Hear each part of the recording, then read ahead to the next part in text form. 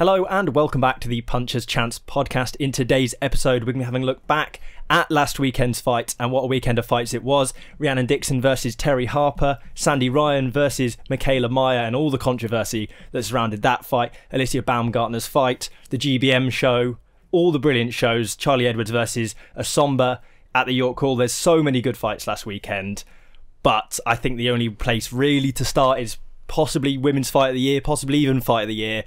Sandy Ryan versus Mikaela Mayer at the Madison Square Garden theatres.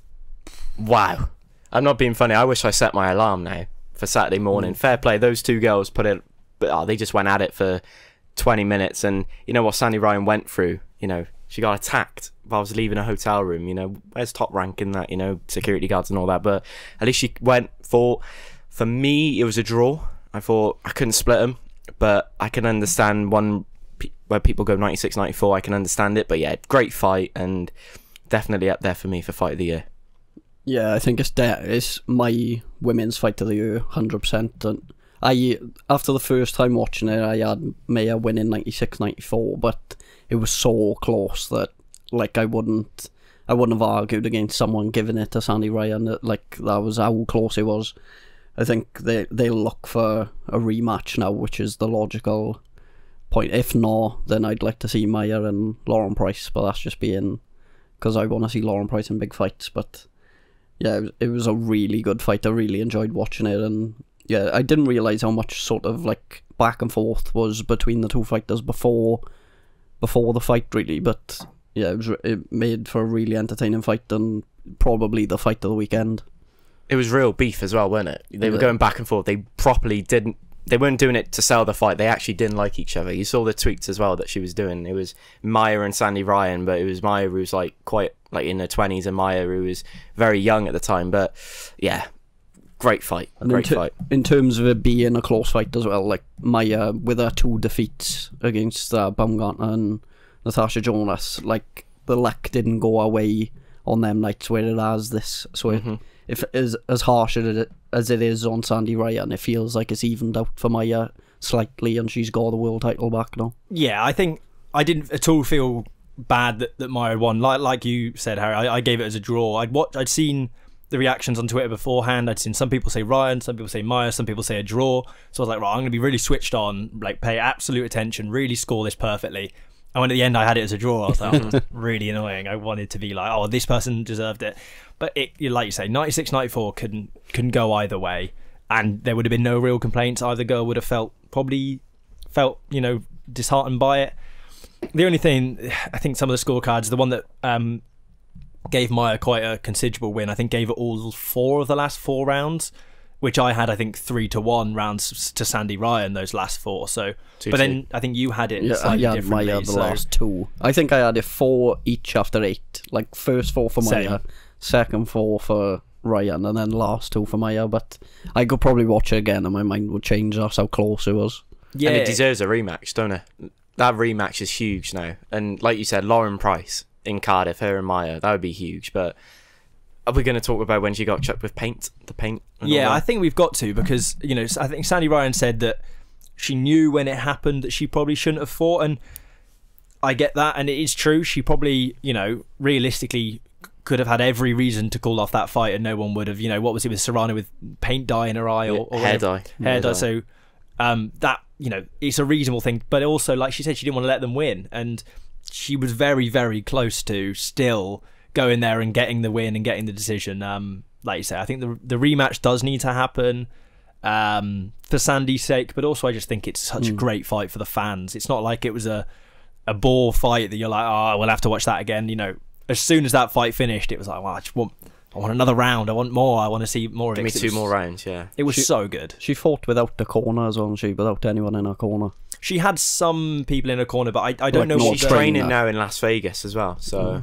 I don't know what the situation was with the corner, but I know there was complications. Someone did say she was fighting without a corner, but there were people in her corner, so I don't know. Take your hat off to her for doing it. You know, she would have been, well, she probably would have been shook up from that paint incident, but travelled as the champion as well. Like, yeah. Which who does that nowadays? Necessarily need to do. No one does that nowadays. No. So she was technically B-side as well, maybe, in it. It was just a proper 50-50. I think going into the last round, their punch stats were within 1 or 2 of each other going into that last round, and it was like, well, does it get any more fair? And this fight as well, but also the Rhiannon Dixon Terri Harper fight, just a phenomenal advert for women's boxing, because it was a really high level fight. It was, there was none of this kind of just, they're doing okay. It was a really great fight. Mayer was fighting smart. She was staying away from that lead hook and circling around in the right way, but then Sandy Ryan was able to get the right shots off at times when she needed. And yeah, I just think, how any fan of boxing, or not even a fan of boxing, can watch that and go, yeah, but women's boxing's not as... What is different? It was a phenomenal fight. There's so many fights of the years this year that we've got coming up that could still be in the top 10. My list, top 5 could be all women's fights, easily. You got Serrano Taylor in November. You've got Sky Nicholson, Raven Chapman coming up in, a week's time. Women's boxing at the moment's in a good place, and they should be getting the limelight now of more main events, more coverage, and we're starting to see it more and more now. And hopefully with Riyadh season now, if Sky Nicholson and Raven Chapman deliver, we could see a lot more of those, and we could potentially see, like Ben said, maybe Lauren Price against Mayer in a massive fight, a unification fight as well. Yeah, I mean, another fight, obviously, Alycia Baumgardner ended in a disappointing manner, obviously with a no contest. I think Baumgartner was winning pretty comfortably up to that point. She probably would have gone on to win the fight as well, so maybe a slight disappointment in there, but again, just another high level women's fight. It was a great fight. She's really good, Baumgartner, and Pursoon for me, I remember watching her against Katie Taylor at Fight Camp, and she gave Katie Taylor a right scare that night. And yeah, Saturday night she looked really past it. I don't know if you boys seen it, but she had a brace on her leg. The arena was quite cool as well. They were in a small spear that we saw for the UFC event. But yeah, Baumgartner would be a little bit disappointed that she didn't get the win, because she was 3-0 up easily. She wasn't even sweating, and yeah, that cut, if it went past 4 rounds, they would have scored it and she would have got the win. But a no contest now just means that it's only 3 rounds box. She can go on now and fight later on this year in another big fight. Yeah, it was a weird weekend of cuts and head clashes, when it was like it wasn't the only fight of the weekend. Obviously Brandon Scott as well on that. Gutted for him. Done his best Sonny Edwards impression. Yeah, I mean, who did that comment on Instagram? That was me. Yeah. That was me. Okay. He does look exactly like him. He gave the big Deadpool walkout, which was great entertainment. He's a character. Got in there, put in a really good performance, and it's like he said, it's a Brandon Scott fight, which means something has to go wrong. And in this one, it was a nasty cut. Yeah. He come out as Deadpool and ended up looking like he got caught by Wolverine at the end of it. So. Oh, look at them. Did you write that one down? Is that on your laptop screen I've got it somewhere. Shocking. Well, it's next to the... What's that next to your laptop as well? We haven't even talked about that yet. No. We'll say that. Quick show to the camera. Quick show. So obviously, on our last episode, we said... let's celebrate if we've hit 500 subscribers. We've hit 500 subscribers, so thank you guys for that. Appreciate all that support. Back to the fights. Yeah. Giorgio Vizioli. Can we have the cookie now, or we? You can bust it open if you want. Yeah, maybe between fights, or between episodes. Cause I think that's going to make. If I disagree with something, I'll be having. I think that might make a bit of noise to open on the microphone. Just a little bit. But Giorgio Vizioli is another one. We said that this card was a good card. There's a lot of brilliant upcoming fighters on there, and he just gets better every time, doesn't he, really? Spiteful with every shot. He finds the angle so well with his feet and then stops him in the third. It's, that's your bread and butter. It makes it look so easy. Yeah, Matchroom have got that nice little trilogy of Vizioli, Jimmy Sains, George Liddards. They just seem to be walking through people at the minute, and I think all 3 of them are looking... They'll all be having title fights, or... So certainly have titles around their waist come 2025, and yeah, it's a nice little stable for Matchroom to be building up at the minute. Yeah, that George Liddards performance was incredible. I thought that Davey, he was just walking forward and with his chin up in the air. For Liddard was thinking, oh wow, this is easy for me. And you talked about catching up on these fights. It was really good to catch up this weekend on the fights, weren't it? 45 minutes to an hour, and all the fights we could have watched. And the other fighter on there I want to talk about, Galal Yafai. We were talking last week about a risk. It was a big risk fighting on Saturday night, but you could tell the way he was going about his business that he wasn't going to take any risk, and he was just going to, stay on the back foot. And then when it was time, he would get him out of there, and he did. I don't know about you boys. I didn't like Sonny Edwards on on the comms. No, it did my head in a little bit. I thought, I did they haven't really seen need it, to be that honest, to so. build the fight? We know it's going to be a good fight. We don't really need that, but yeah, it was a good performance by Yafai, and that fight November 30th now with the undercard as well. We can finally talk about it. Cameron Vaughn, Gavin Gwynn.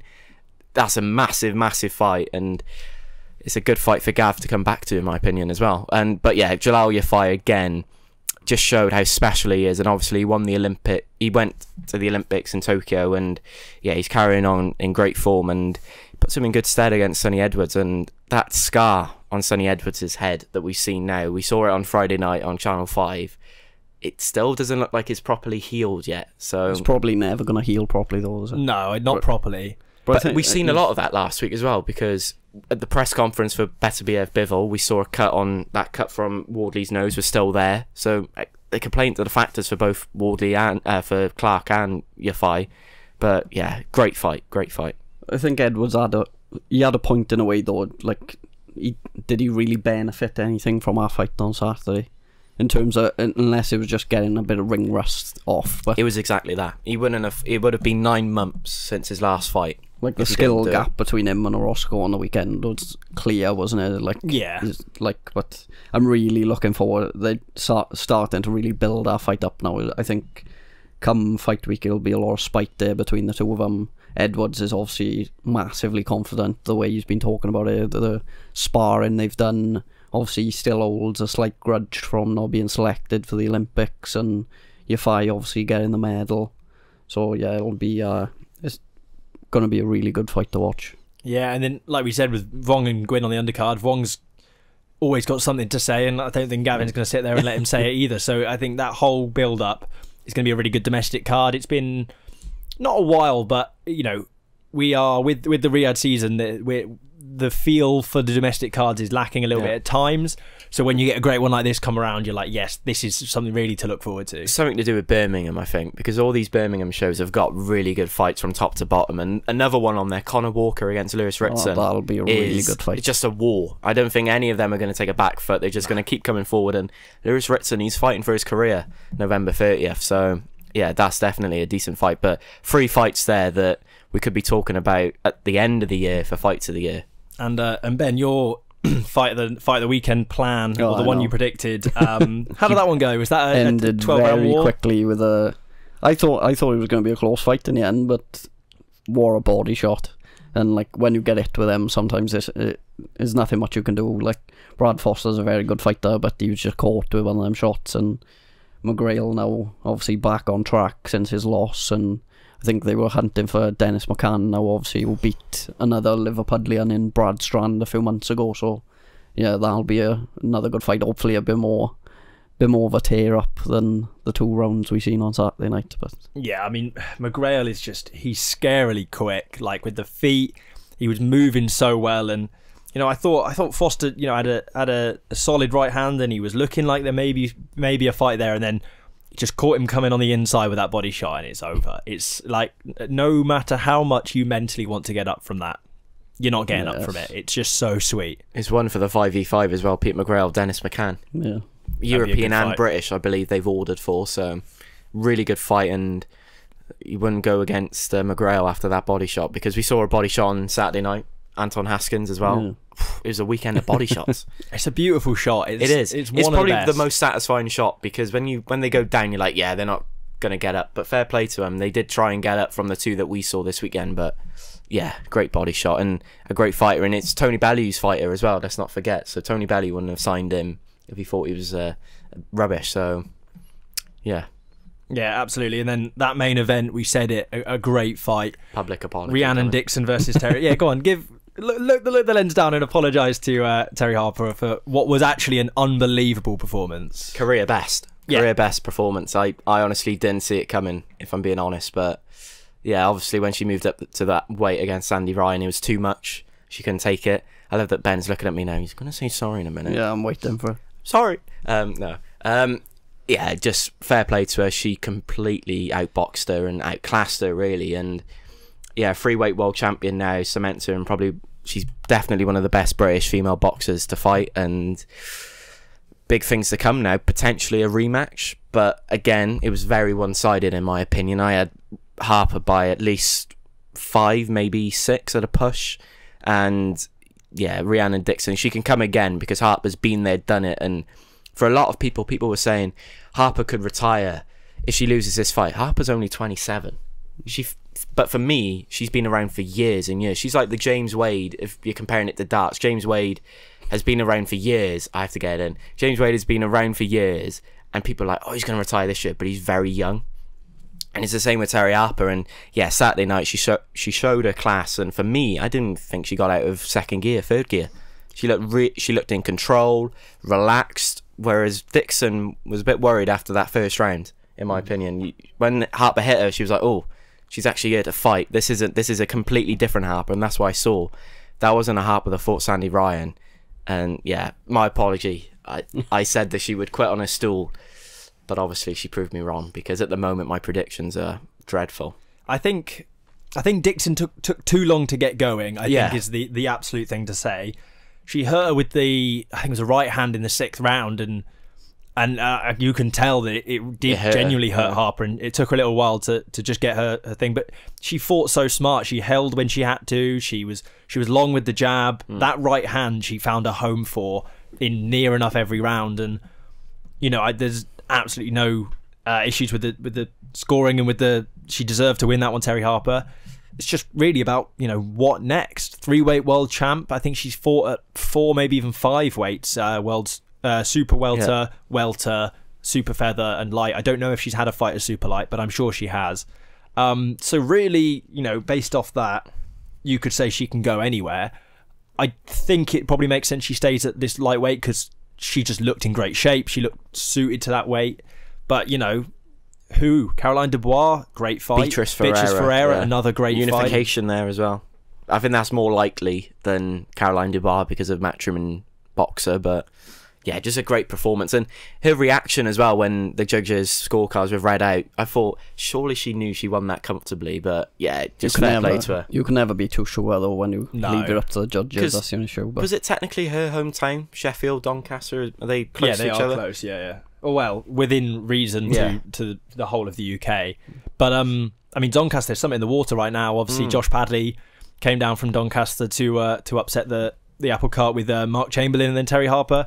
Obviously, less of an upset than the Chamberlain fight, but an upset nonetheless. People had Dixon, ourselves included, as the comfortable favourite, but you just can't predict it, can you? It's boxing. Everyone's got a puncher's chance. It's a really good learning fight for Dixon, though. Like, when you look at her, really, in terms of what she's achieved in 10 fights, becoming a world champion, especially where she come from, fighting like white collar sort of fights, it is some achievement, and she's done really well with Anthony Crawler, and she would have learned so much from our fight and will be all the better for her going forward.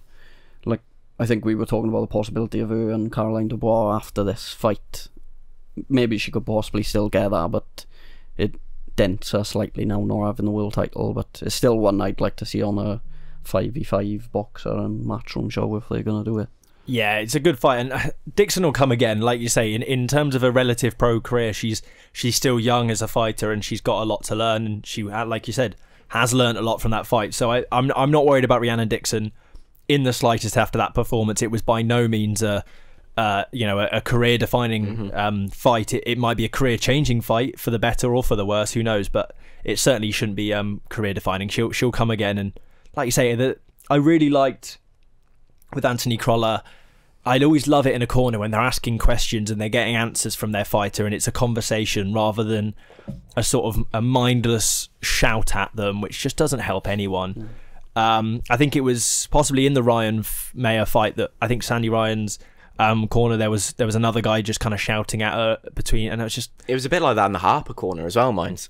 A little bit, yeah. Too many voices, I thought. The guy kept on interrupting the main coach. I like it when you see honesty as well. Yeah. Like, they knew she was losing the fight, and like, I don't know how many times I've sat and watched the fight, and a fighter's behind and their corner is just, instead of telling them what they need to do, like, oh, you're doing well, just keep it going. Like, sometimes you just need to be told, look, you're behind, you're not doing what you need to do, you need to put in more effort or get something done. And like, I think that's what they were trying to push her to do, but against Harper, and I think the slight experience that she had, she just managed to outwork her. Yeah, experience one on the night. Yeah, definitely. And another thing we learned from this night, other than obviously Harper coming back and being the fighter we knew her as, Eddie Hearn was talking about the meetings and the plans going ahead into their 2025 UK cards.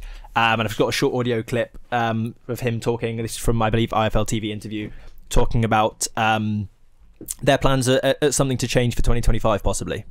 How we're going to change the shows for 2025. One of the big things is a 9 p.m. main event, like guaranteed, or as close to guaranteed as possible. What a difference it makes. You know, historically, boxing is always dragged on, hasn't it, till like 10:15, 10:30, 10:45, 11 p.m. main event. It doesn't have to be like that. So that was the announcement. There's been a lot of talk online. I think Eddie put a poll out on Twitter, to which I think about 71% people said they prefer a 9 p.m. to a 10 p.m. Start time for the main events. What do we think of it? What's your thoughts on it? I like it. Yeah, I'd prefer it. It's only an hour in there, really, but like you said, it can't make a big difference. Who could be out of the arena by 10 o'clock compared to sometimes not leaving it till gone 12 or whatever. And yeah, I think it'll benefit everyone, like not just for people who are probably sitting in the house watching or would decide to tune in and watch because it's not too late on a Saturday night, but also for the people that are actually in there in the arena in terms of getting home afterwards. And yeah, I think it just benefits everyone.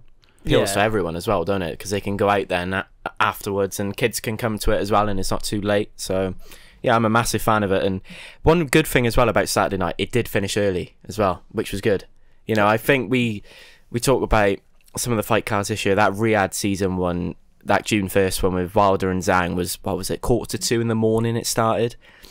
It's not good for British fans, and they're potentially targeting a US audience and all, but yeah, an early finish is always kind, because we had an early finish on Saturday and we all went home and we were happy, weren't we? Because we weren't leaving there after midnight. And it's definitely something that I'm sure all promoters are going to look at, because all they look at is numbers, and at the end of the day they'll have more viewers on prime time. They'll have a prime time slot on Saturday night, and yeah, it's only good for the sport because they get more eyeballs on it as well.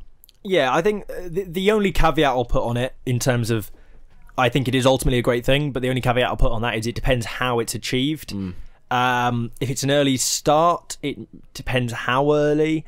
You know, the people have things to do on Saturday, whether it be the football or whatever else. You know, that can affect whether or not it'll be a great thing. And the other thing is, if you lose a slot altogether for a fight, I think there's a lot of fighters. We're already seeing a gap in opportunities for upcoming fighters, you know, due to what's happening over in Saudi Arabia with those huge fights being made, and people are still struggling to find fight slots. And if you take away a fight in order to get the main event earlier, then, you know, there's prospects, there's fighters missing out on opportunities that maybe then it's not worth it. But then the argument is then that they can go and help the small halls, because we've seen it with Top Tier and GBM. They've taken some matchroom prospects and all that and put them at the top end of their card, and they got a lot more viewers there. So it can work in both ways. I do think it's great, and I think it will absolutely cast a better, wider, and perhaps more casual audience on boxing, which I don't necessarily think is the bad thing. You know, not everyone is willing to stay up till 4 a.m. to watch some, you know, unnamed Cuban fight some Mexican journeyman. Everyone has time for that. So some people, if it was on at 9 o'clock, you know, they were flicking through and going, oh yeah, do you know what, actually, yeah, I do fancy watching, you know, whether it be on Sky Sports or if it's on DAZN or whatever it's on. It can only be a good thing to bring more eyes to the sport, and more eyes to podcasts as well, boxing podcasts such as this one. I think the move to be, like you said, where they drop down into sort of small hall shows, I think the smart move would be for these bigger promoters to work with small hall and send, like the likes of Jimmy Sains, George Liddard we've seen, send them to small hall shows in their local area. Because if people are watching them on TV and then see them in a small hall show near them, they're like, oh, I'll go to the small hall show because I'm watching him, and then also you're seeing all the other fighters on the card.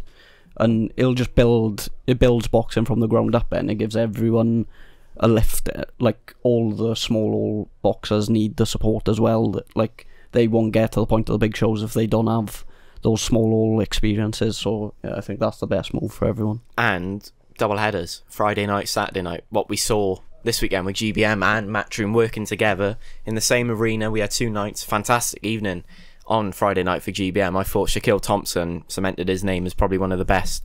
I want to say super middleweight or middleweight he is. I can't remember which one, but yeah, he's definitely a name to watch out for. Reece Mould against Ryan Walsh. Ryan Walsh with a massive upset there.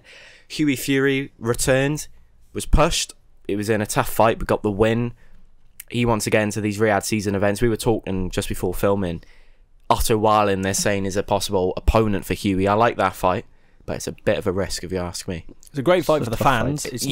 But for Hughie Fury to get into Riyadh season, that is a tough ask. Well, that's the remit at the moment, isn't it? It's the standard on it. If you're a heavyweight boxer and you want to fight on a Riyadh season card, you better be willing to fight someone half good. Because there's no gimmies over there. They're not doing you gimme fights. Just look at the paycheck as well, then, don't you? And you'd be like, yeah, okay, fair enough. And I think in terms of Riyadh season and the Saudi influence, it's really the want for boxing at the minute is probably bigger than it ever has been at the moment in terms of people wanting to go and watch shows as well. So it's a time for everyone to sort of capitalise and make the most of it, I think. Because we had it last weekend. Everyone was talking about Joshua Dubois from news outlets and all that. When have you ever seen Sky News report on a boxing event apart from AJ Dubois? And like I said last week, my Bamps is interested in boxing now, and it's good. And it's down to Riyadh season, working with these promoters, bashing their heads together and saying, come on boys, let's work together and put on great fights for fans. And we're starting to see a lot more of that now. Queensbury working with Matchroom. Fingers crossed we can get Boxer and Matchroom to potentially work together, because there were some mouth-watering fights there. Dalton Smith, Adam Azim. The annoying thing was it kind of seemed like it was going in the right direction, and they were Eddie had to say something that Ben Shalom took maybe the wrong way. Well, it was. I think it's just there's to be a promoter you have to be. Maybe arrogant's the wrong word, but absolutely confident and absolutely assured in your own product and your own belief, and think it's better than everyone else's, and that in its nature doesn't bode well with working with each other and competing. But maybe we will see them work together in terms of the context of Riyadh season, but I don't know if anytime soon or if ever we will see them work together, particularly on domestic shows or other big fights like that, just because I think we can only politics hope. Gets in the way. We can hope. I hope so. I really do. But who knows? And this is what's mental. We've spoken about so many fights already, and we haven't even touched on Charlie Edwards versus Essomba. That was potentially fight of the weekend as well. Yeah, really good fight. I thought Charlie Edwards deservedly got the victory. Yeah. Scorecards could have been a bit closer, but we're picking holes in a pointless thing here. It was just a weird build-up as well. Brother against brother, technically, weren't it? And Sonny Edwards was watching the fight, and I don't think he clapped for out once of it, because he was thinking, well, he's battering my brother, yeah. I want him to win, but he's battering my brother, so he's playing around with his head. But yeah, Charlie Edwards, what a performance. And now he could potentially go on now and fight for a Commonwealth belt, or even better than that, an interim for a world title or a silver title. I believe you spoke to Joshua John. We're going to talk about it in a couple of days for the preview for this weekend's fights. Potentially Charlie Edwards and Joshua John could be the next move. But yeah, Charlie Edwards cements himself again. His comeback, because he was out of the ring for a very long time, and he could be joining the likes of Paul Butler and flying over to Japan and hopefully being successful, unlike a lot of Brits have gone over there over the past or recent times. So yeah, that was another great card. Steve Bunce as well working on it. I really enjoy Steve Bunce's commentary, and I think these for free, that's another thing with boxing. Some of us watch boxing for free as well without subscriptions. We won't talk about that, but yeah, for that to be on free, and it was on a decent time as well. It had a decent time slot, so it would be interesting to see the viewing numbers. But yeah, a decent night of boxing there. The only problem I had, though, you couldn't watch the undercard. I don't know about you boys, we couldn't watch the undercard in the UK. Oh, can we not? They don't. So how does that advertise to us to watch the prospects coming through? I don't know. It never tends to stop me, so I don't. Well, it's just the TV. Sam's dealing. thinking, hang on, my VPN. Yeah. There's ways for all of these things. I don't like to share, but yeah, a great weekend of fights, a great weekend of boxing, and we got another good weekend coming up next, haven't we? Obviously up in Liverpool with Nick Bull, defending his WBA world title. A brilliant undercard on there as well. Andrew Kane's got a good fight, like you mentioned. A lot of great fights. Looking forward, after that, obviously coming up soon is I can't believe how soon Better BF Bivol is. That It's just sneaked up on us. it's like a dream fight that was never going to happen, and then it's kind of getting here. It feels like the Usyk Fury one where it was like, we're finally getting it. Oh no, it's been delayed, and then you kind of forgot that it had been rescheduled, and then it's just all of a sudden. It's the sort of thing where once they're in the ring, you believe that it's actually happening. Yeah, absolutely. There was obviously the press conference that, and I think we'll touch on that a little bit in our sort of preview show. Coming out in a couple of days, being recorded in about a couple of minutes. So thank you all for listening. Audio episodes on Spotify as always, if that's what you prefer, if you're on the move or whatever, you can catch us on Spotify. Twitter, we've got all sorts of updates, articles, all sorts. There's quite a lot of content coming out at the moment. Now that we're back in the studio, we're back in uni, so keep your eyes peeled on there. TikTok as well, if that's what you might get the odd exclusive on TikTok of I don't know, maybe a dance from you, Ben, or something like that if you're offering. But other than that, subscribe here on YouTube, drop a comment what your favourite fight from the weekend was, and we'll catch you all in a couple of days for the preview show. Punches chance.